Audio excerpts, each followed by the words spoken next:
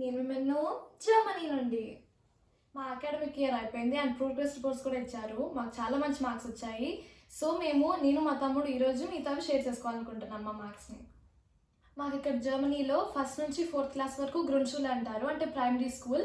And నేను చదివే స్కూల్లో 5th నుంచి 12th వరకు ఉంటుంది. దాన్ని గిమ్నాజియం అంటారు. నేను ఇప్పుడు 8th నుంచి 9th క్లాస్కి వెళ్తున్నాను అండ్ మా తమ్ముడు 2nd నుంచి 3rdకి వెళ్తున్నాడు. మాకు ఇక్కడ 1 నుంచి 6 వరకు మార్క్స్ లాగిస్తారు, అంటే గ్రేడింగ్స్ లాగిస్తారు. సో మా తమ్ముడికి అయితే ఇప్పుడు 2 సబ్జెక్ట్స్లో వచ్చారు, మ్యాథ్స్ అండ్ జర్మన్లో. మా తమ్ముడికి 1 వచ్చింది 2 సబ్జెక్ట్స్లో.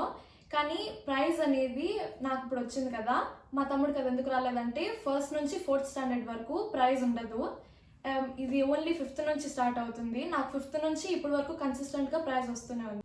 ఇప్పుడు మా తమ్ముడు చదివేది గ్రుండ్‌షూల్లో కదా, 1st నుంచి 4th క్లాస్ వరకు ఉంటుంది. అక్కడ ప్రోగ్రెస్ రిపోర్ట్ ఎట్లుంటుందంటే ఇక్కడ మార్క్స్తో పాటు ఫీడ్బ్యాక్ కూడా రాస్తారు. 3 కేటగిరీస్ ఉంటాయి. ఫస్ట్ కేటగిరీ ఏంటంటే బిహేవియర్, అంటే ఇప్పుడు ఫ్రెండ్స్తో ఎలా బిహేవ్ చేస్తున్నాడు, క్లాస్ రూమ్లో బాగా అన్నీ నీట్గా పెడుతున్నాడా లేదా అలాంటివి ఉంటాయి. తర్వాత ఎలా వర్క్ చేస్తున్నాడు అని, అంటే ఇప్పుడు బాగా చదువుతున్నాడా, ఎగ్జామ్స్ బాగా రాస్తున్నాడా, హోంవర్క్ బాగా చేస్తున్నాడా, అండ్ గ్రూప్స్లో ఎలా వర్క్ చేస్తున్నాడు అలాంటివి రాసుంటాయి.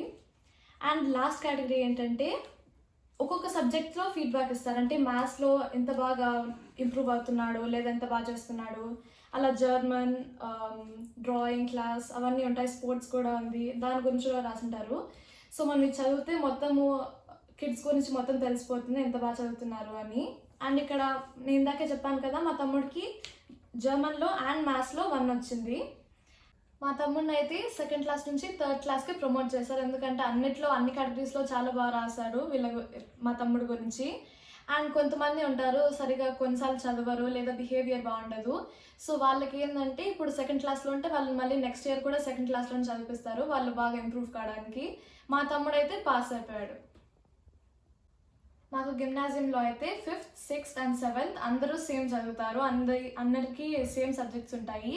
కానీ 7th ఎండింగ్లో మనకి చాయిస్ ఇస్తారు, 3 ఆప్షన్స్ ఉంటాయి.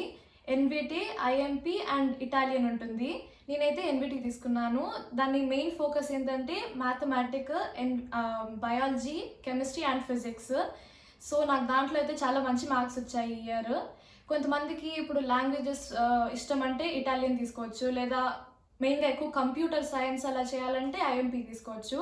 నేనైతే ఈ ఆప్షన్ తీసుకున్నాను, వేరే ఆప్షన్ తీసుకున్నాను, ఎన్విటి. మాకు మొత్తం 15 సబ్జెక్ట్స్ ఉంటాయి. దాన్ని 3 కేటగిరీస్లో డివైడ్ చేస్తారు. ఫస్ట్ కేటగిరీ కోర్ సబ్జెక్ట్స్, అంటే maths, physics, NVT, chemistry and biology ఉంటుంది. తర్వాత 3 లాంగ్వేజెస్ ఉంటాయి, జర్మన్, ఇంగ్లీష్ అండ్ ఫ్రెంచ్. నేను ఫ్రెంచ్లో ఒక సర్టిఫికేషన్ కూడా చేశాను A2 లెవెల్లో. మా క్లాస్లో నుంచి నాతో పాటు ముగ్గురు చేశారు మా ఫ్రెండ్స్, అందరం పాస్ అయ్యాము. నేను 100 మార్క్స్ ఉంటాయి అక్కడ, నాకు 93 మార్క్స్ వచ్చాయి. సో చాలా మంచి మార్క్స్తోనే పాస్ అయ్యాను. అండ్ నెక్స్ట్ కేటగిరీ ఏంటంటే అడిషనల్ సబ్జెక్ట్స్, అంటే డ్రాయింగ్, స్పోర్ట్స్, ఎథిక్స్ అలాంటివి ఉంటాయి. సో అవంత ఇంపార్టెంట్ కాదు. Core subjects and languages important. నేను ఫ్రెంచ్ సర్టిఫికేషన్ చేస్తాను కదా, ఆ ఎగ్జామ్లో ఏంటంటే 2 పార్ట్స్ ఉంటాయి. ఒక పార్ట్ అయితే మనము ఒక చోటికి వెళ్ళి ఒక స్కూల్ దగ్గర ఒక ఎగ్జామిన్ చేసే వాళ్ళు ఉంటారు, మనం వాళ్ళతో మాట్లాడాలి, వాళ్ళు మనం టెస్ట్ చేస్తారు మనకి స్పీకింగ్ స్కిల్స్ ఎలా ఉన్నాయని. ఇంకోటి అంటే అన్ని రైటింగ్వి, అంటే ఇప్పుడు మనము reading comprehension, listening comprehension and మనమే ఒక టెక్స్ట్ రాయాలి. సో వాళ్ళకి తెలుస్తుంది మనం అన్ని బాగా చేస్తున్నామా లేదా అని. నాకు ఈ 15 సబ్జెక్ట్స్లో చాలా మంచి మార్క్స్ వచ్చాయి కాబట్టి ప్రైజ్ ఇచ్చారు, ప్రైజ్ మనీ ఆఫ్ €8. సో నేను ఈ ప్రైజ్ మనీతో ఒక లైబ్రరీకి వెళ్ళి మంచి బుక్ కొనుక్కోవచ్చు. ఇప్పుడు మాకు హాలిడేస్ ఇచ్చేసారు కదా, సో మేము ఇండియాకి వెళ్తున్నాము. ఇండియాకి వెళ్ళాక డాడీ ఏదో సర్ప్రైజ్ ప్లాన్ చేశారంట, సో అది ఇండియాకి వెళ్ళాక తెలుస్తుంది.